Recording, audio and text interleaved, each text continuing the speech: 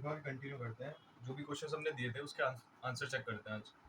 पिछली वीडियो में जो जो हमने क्वेश्चंस करे थे उसका आज हम आंसर देखेंगे, कैसे कैसे पॉसिबल हुए हम आंसर निकालने हम जो। इसमें क्वेश्चन था how many 3 digit number are divisible by 5। 3 digit number divisible by 5। ये दो बातें कही उन्होंने और नंबर्स पूछे थे, एन पूछा था, ठीक है। तो ये हमने बात करी थी उस दिन, हम एपी का फॉर्मूला लगाएंगे, a plus n minus one d. A की वैल्यू हमने 5 रखी, ये हमें निकालना ही है, डी 5 होगा और लास्ट टर्म 995। उस दिन हमने ये चीज समझी थी कि मान लो इन्होंने कहा है 3 डिजिट की कितनी टर्म्स होंगी, ठीक है। अब एक चीज देखो, 3 डिजिट की स्टार्टिंग कहाँ से होती है, 100 से। 100 से पीछे जाओगे तो 2 डिजिट आ जाएंगी, करते करते करते 999, यहाँ से आगे जाओगे तो 4 डिजिट की हो जाएंगी, ठीक है। इतना पॉइंट हमें समझ आया था, तो हमने सोचा कि सबसे पहली चीज चेक करते हैं कि 100 डिविजिबल है। उसने चेक किया था 0 और 5 हुआ तो काम चल जाएगा। उसके बाद देखा 105, 110, ऐसे करते करते करते 995 लास्ट बन रही थी। तो इसमें हमें ये चेक करना था कि कितने आएंगे, एन निकालना था, कितने ऐसे पॉसिबल हैं कि मतलब कितने टर्म्स आ जाएंगे यहाँ पे जो इससे पॉसिबल ही होंगे, 5 से पॉसिबल हो जाएंगे बिल्कुल। तो एक हो गया 995, यहाँ पे हमने 110 कर दिया, यहाँ पे 110, ठीक है। अब इसके बाद हमने कहा था कि अब एपी का फॉर्मूला लगाओ, a plus n minus one d. ये लगाया, डी की वैल्यू मतलब कॉमन डिफरेंस 5 है, इसमें से इसको माइनस करके 5 आ गया। ए हमने 100 रखना है, ठीक है। जो लास्ट टर्म है मतलब ये वाली, इसको हम ए एन लेंगे, ठीक है। A n equals to a plus n minus one d होता है, a plus n minus one into d. बस इसको सॉल्व करना था। ये हो गया 100, 5n minus 5 is equals to 995, ठीक है। ये सॉल्व किया, इसके बाद इसको हमने प्लस कर दिया, ठीक है। ये बन गया 180, मतलब 180 डिजिट्स बीच में आएंगी जो कि 5 से डिविजिबल है और 3 डिजिट के होंगे वो, मतलब 105, 1110, 120, 130 ऐसे ऐसे करके कितने ही हो सकते हैं, तो वो है 180 डिजिट्स। ये आंसर था इसका।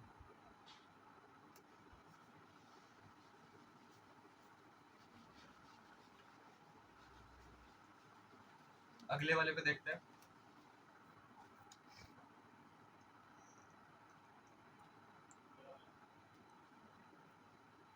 अगला था is 2024 is divisible by 4। 2024 is divisible by 4। 4 की जो कंडीशन थी उसमें था अगर लास्ट की 2 डिजिट्स 4 से डिविजिबल हैं तो यस, वरना नो। 24 4 से डिविजिबल है, हाँ है, तो that means 2024 is divisible by 6, काम कर जाएगी।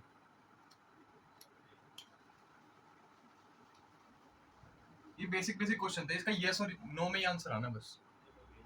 उसके बाद था 119 इज डिविजिबल बाय 7, ठीक है। 7 की कंडीशन में हमें ये चेक करना था, अगर इस टर्म को छोड़ दें, 9 वाली टर्म को छोड़ के 9 वाली टर्म अलग कर दी, मतलब लास्ट वाली टर्म्स को हमें अलग करना था। तो उसमें इसमें तो हमने ट्वाइस कर दिया, इसमें कर दिया 11 माइनस 7। क्या माइनस 7 7 से डिविजिबल है? माइनस 1 तो आ जाएगा, पूरा पूरा डिविजिबल, लेकिन यहाँ माइनस आएगा। पूरा पूरा डिविजिबल था लेकिन यहाँ पे माइनस आएगा, उसकी कोई प्रॉब्लम नहीं है। लेकिन एक चीज आप ये देखो, अगर यहाँ माइनस ना भी होता तो 7/7 होता है 1। यहाँ से माइनस की प्रॉब्लम नहीं, यहाँ पे सिर्फ डिविजिबिलिटी की बात करनी है हमें, ठीक है। डिविजिबल है या नहीं है, ये चीज को चेक करना है। डिविजिबल है, प्लस माइनस मल्टीप्लाई कुछ भी हो, बस यहाँ में चेक करना था। इसका आंसर यस है।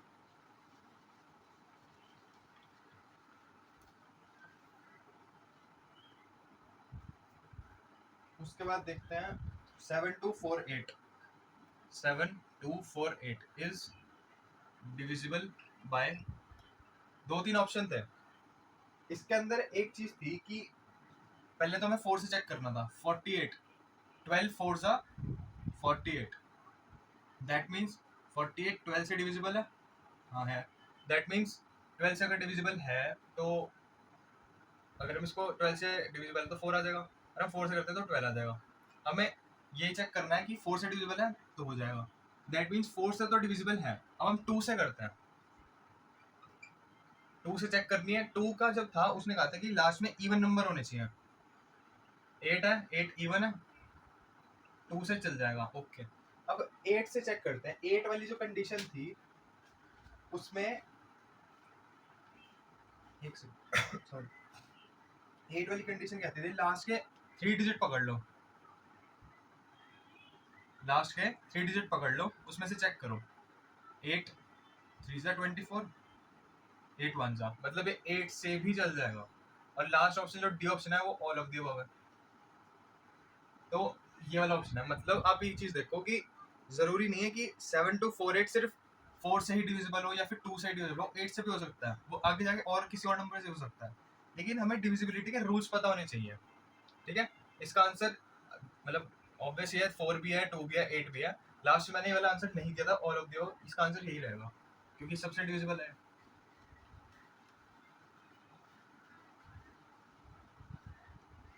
चलो देखते हैं आपको अगला क्वेश्चन क्या है। ये हो गया हमारा, ये भी हो गया। हाँ, ये कहता है कि एक नंबर है यहाँ पे 235932, ठीक है। एक नंबर है, उसने आया कि एक बारी 4 से चेक करो, एक बारी 8 से चेक करो, ठीक है। अब देखते हैं 4 से, तो पहले वो कहेगा कि भाई 32 चेक कर लो, 8 4 जा 32, मतलब 32 4 से तो डिविजिबल है। 8 से चेक करते हैं, 932, 8 1 जा 8, 8 1 जा 8, ये 1 हो गया, 6 जा 48 ना, ये पूरा चल नहीं रहा। 932 लास्ट की 3 डिजिट नहीं चल रही, मतलब 8 से डिविजिबल नहीं है, ये 4 से डिविजिबल, इसका आंसर 4 है। ये डिजिट को ध्यान से देख लो, इसका आंसर 4 है। ये वाले हमने डिस्कस कर लिए, अब आगे देखते हैं।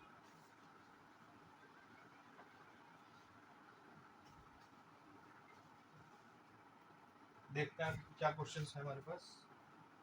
इसका एक क्वेश्चन था यहाँ पे फाइंड वाला, एक काफी छोटी सी क्वेश्चन थी, वैसे तो इजी सा ही है क्वेश्चन। 1/5 प्लस 2/5 प्लस 7/2 प्लस 5/4, ठीक है, बाय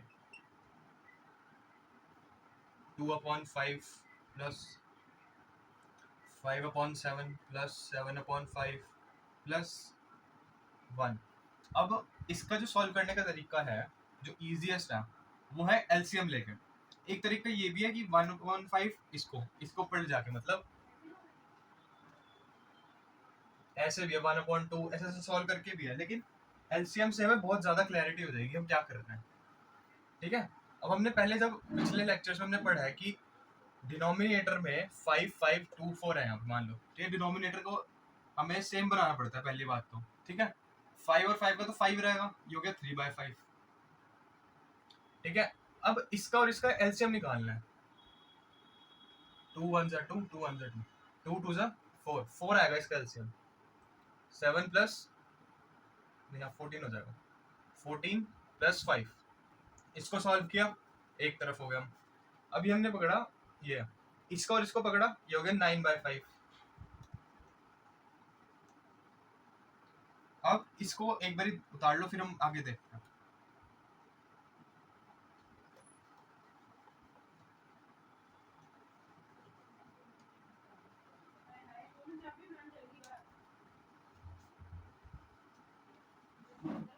देखते हैं इसके बाद, इसको भी सॉल्व करना है, इसको भी सॉल्व करना है। ये हो गया 3/5 प्लस 19/4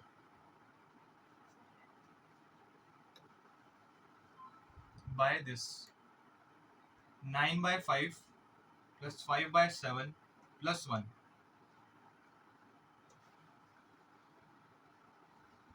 मतलब अब सिर्फ इतनी छोटी सी बात बची है कि मान लो 10/5, मान लो इसको भी सॉल्व करें, कुछ तो आएगा ही आंसर। इसको भी सॉल्व करके ऐसे हमने निकाल लिया। अब क्वेश्चन में क्या होना है, 10/5, इनका पॉइंट ये है 10/5। यहाँ भी यही सेम चीज करनी है हमें, 3/5 प्लस 19/4 डिवाइडेड बाय 9/5, 5/7 प्लस 1। ठीक है, अब इसका एलसीएम लेके सॉल्व करना है बस हमें। बेस में हमें सही करना है, पहले तो न्यूमरेटर देख लिया क्या बन रहा है, फिर हमने डिनोमिनेटर देखना है, एलसीएम निकालना है। 5 और 4 का एलसीएम 20, 5 4 जा 4 3 जा 12, 4 5 जा 19, 5 जा 85। ठीक है, इसका एलसीएम लेते हैं, ये 1/1 है। 5 और 7 का एलसीएम 5 1 और 7, ये 5 7 तक 35, 35 नीचे।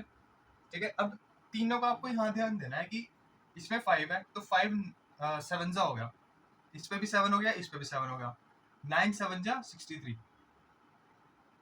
7 5 जा 35, 5 5 जा 25। मतलब ऊपर नीचे मल्टीप्लाई कर रहे हैं हम, ये हो गया नीचे 1 है और हमें बेस में 35 बनाना है। मान लो बेस में 1 हो और बनाना हमें 35 हो, तो 1 इंटू 35 ही तो करेंगे, तो इसमें 35 और ऐड कर दिया।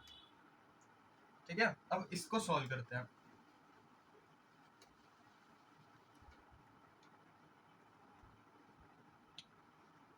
अब इसको सॉल्व करके पूरा ये बन जाएगा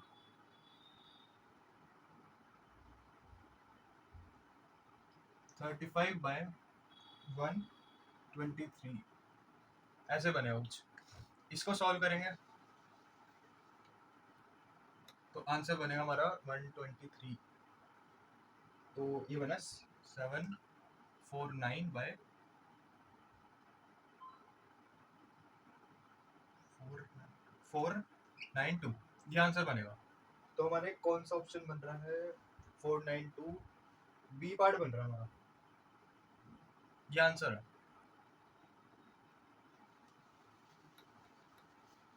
देखो अब जो जो हमने क्वेश्चन पहले डिस्कस करे थे पिछली वीडियो में, वो तो हमने कवर कर लिया।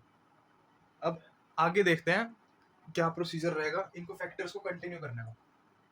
अब देखो हमने डिविजिबिलिटी कुछ पढ़ी, फैक्टर्स पढ़े, फैक्टर्स कितने होते हैं वो भी देख लिया। ठीक है, अब हमें सम ऑफ फैक्टर्स निकालना है। ठीक है, देखो डिविजिबल पढ़ी कि भाई किस नंबर से डिविजिबल है।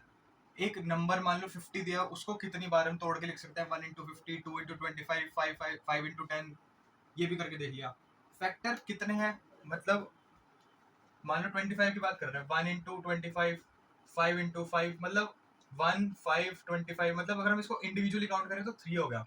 मतलब हमने इंडिविजुअली काउंट करके फैक्टर कितने हो सकते हैं वो भी निकाल दिए, 3 फैक्टर हो सकते हैं। अब हमें ये करना है कि सम ऑफ फैक्टर्स, मतलब 1 + 5 + 25, 1 + 5 + 25, अब ऐसे वाला सिस्टम करना है हमें। ठीक है, अब आप ये देखते हैं।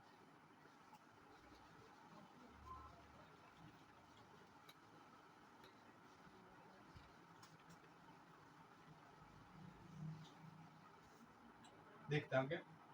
अब एक हमने स्टार्टिंग में किया था 256, इसका हम प्राइम फैक्टराइजेशन करते हैं, मतलब काटने की कोशिश करते हैं। अब एक बात बताओ, इस वाले जो सिस्टम अगर हम ऐसे करते हैं, बार बार ऐसे सॉल्व करते हैं, 2 इंटू दिस 2 इंटू दिस, इसको बोलते हैं प्राइम फैक्टराइजेशन। मतलब आपको कोशिश करनी है, कोशिश करनी है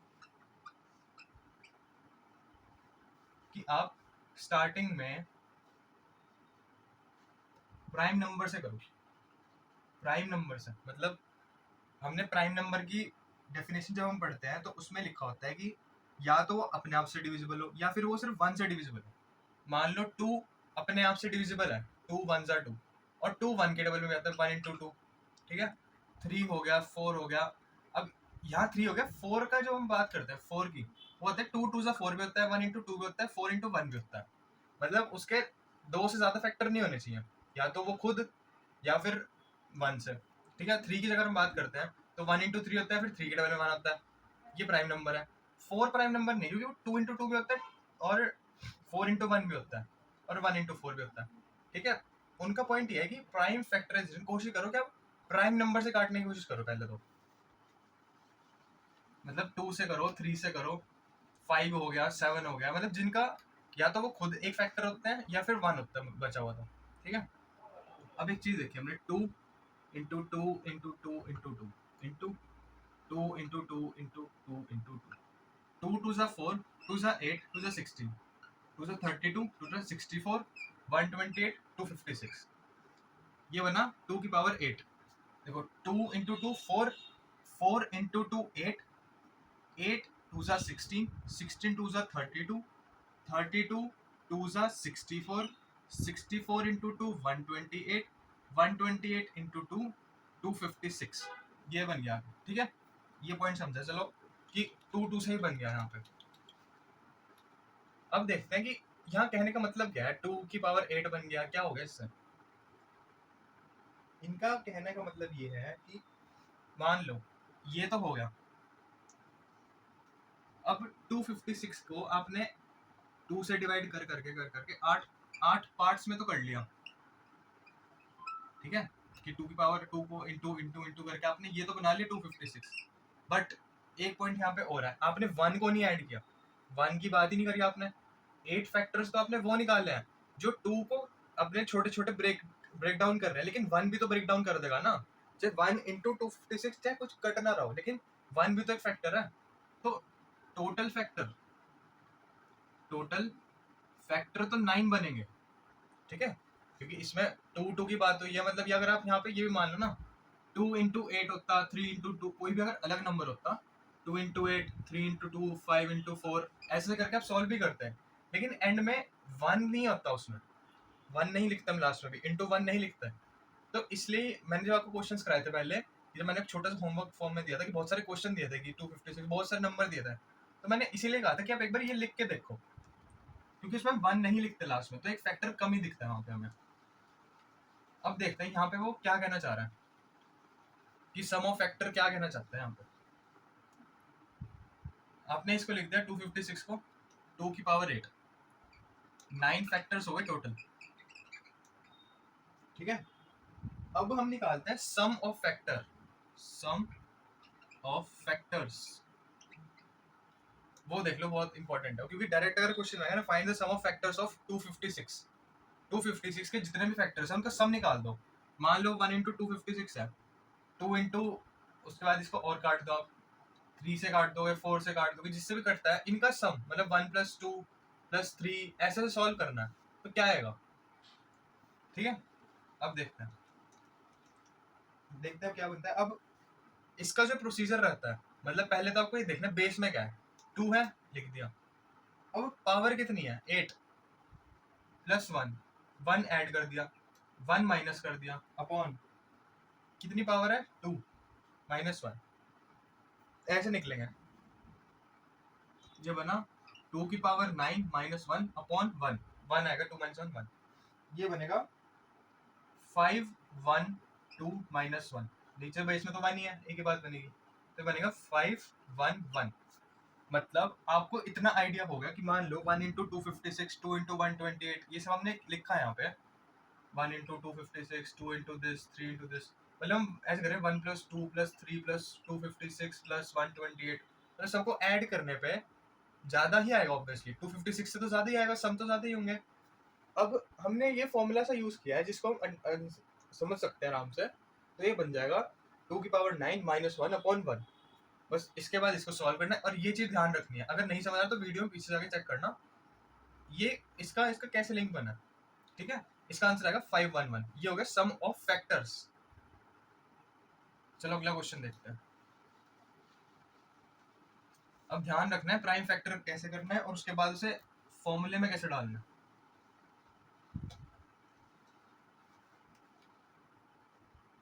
ये है अगला 86, देखते हैं 86, 2 4 जा 8, 4 3 जा 43 1, 2 की पावर 1, 43 की पावर 1। अब हमने वहां पे देखा था कि कैसे कैसे पॉसिबल है। यहाँ हमने देखा ये हो गया, ये हो गया 1 + 1 -1 अपॉन 2 - 1, यहाँ आएगा मल्टीप्लाई। अगर यहाँ पे ऐसे है तो यहाँ भी ऐसी है, तो यहाँ पे आएगा 43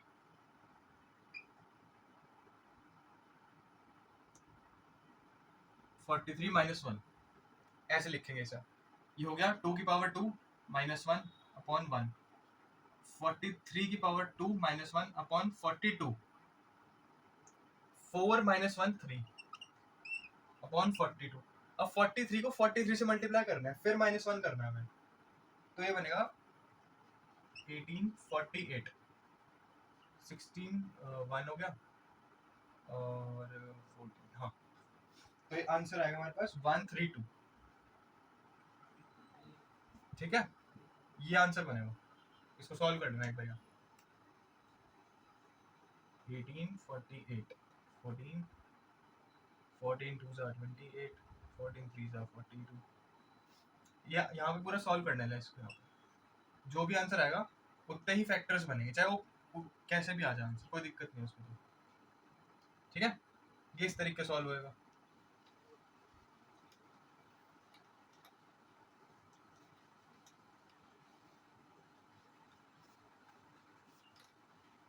आगे देखते हैं।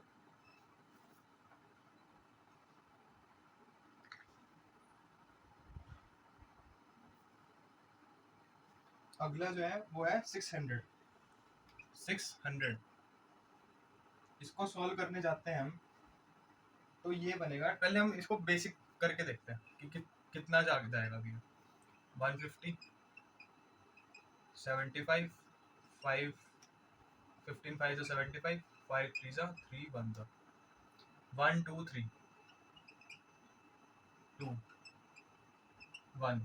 अब देखते हैं, बेस में हमारे पास ये है -1, उसके बाद यहाँ हमने रखा 2 की पावर, यहाँ तो यहाँ आ गई 2 - 1, ये हो गया 5, 2 + 1 -1 अपॉन 5 - 1। इसको सॉल्व करना है। 2 + 1, ये 1 + 1 आएगा, 1 + 1 -1 अपॉन 3 - 1। इन तीनों को सॉल्व करके मल्टीप्लाई एक साथ कर लो, आंसर आ जाएगा। मेन बात यहाँ पे आएगी। अब इस क्वेश्चन को यहाँ पे मेन बात आएगी, यहाँ पे कैसे सॉल्व हो रहा है।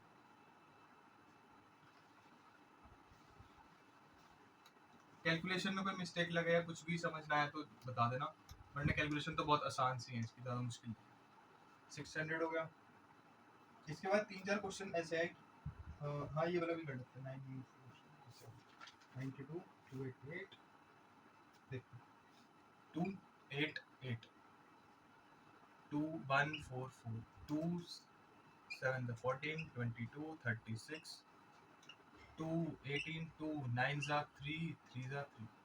ठीक है, 1 2 3 4 5 5 हो गया, हाँ 3 2 ज़ा। ठीक है, अब हम यहाँ देखते हैं, ऐसे हो गया। इसको सॉल्व करना है, आंसर आ जाएगा।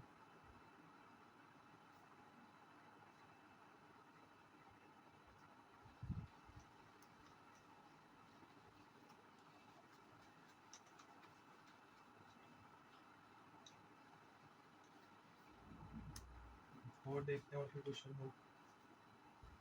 बाकी एक दो क्वेश्चन है इजी है। एक तो इसको करना सॉल्व, इसके सम ऑफ फैक्टर्स निकालना। सम ऑफ फैक्टर्स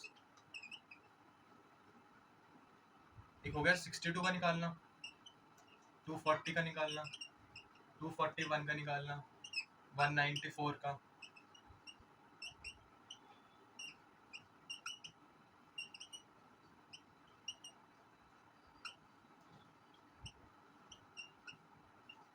ये सारे हैं। इसको आप होमवर्क की फॉर्म में करना। ठीक है, और अगर इसमें बाकी इसके बाद आएंगे ट्रीज वगैरह, वैसे इससे ज़्यादा वो तो नहीं है, मेन तो यही है। तो इसको सम ऑफ फैक्टर्स को आराम से कर लेना। ये क्वेश्चन सॉल्व करके भेजना, फिर चेक करते हैं कि कहाँ तक हम पहुँचे हैं। और इस वीडियो को यहीं तक रखते हैं, बाकी अगले लेक्चर में कंप्लीट करेंगे। डिविजिबिलिटी हमने आज खत्म कर दी पूरी। डिविजिबिलिटी के क्वेश्चन पकड़ लिए हमने, फैक्टर पकड़ लिया है, सम पकड़ लिया है फैक्टर्स के, ठीक है। क्वेश्चंस तो देखो और अगर करने होंगे हम और कर लेंगे, आगे करेंगे इसके बाद। अब हमें बस फैक्टर ट्री पढ़ना है एक बार, फैक्टर ट्री, ये लास्ट टॉपिक बच रहा है, उसके बाद हम नए टॉपिक पे शिफ्ट करेंगे। इस वीडियो को यहीं तक रखते हैं, अगला नेक्स्ट लेक्चर में रखेंगे, तब तक के लिए सी या।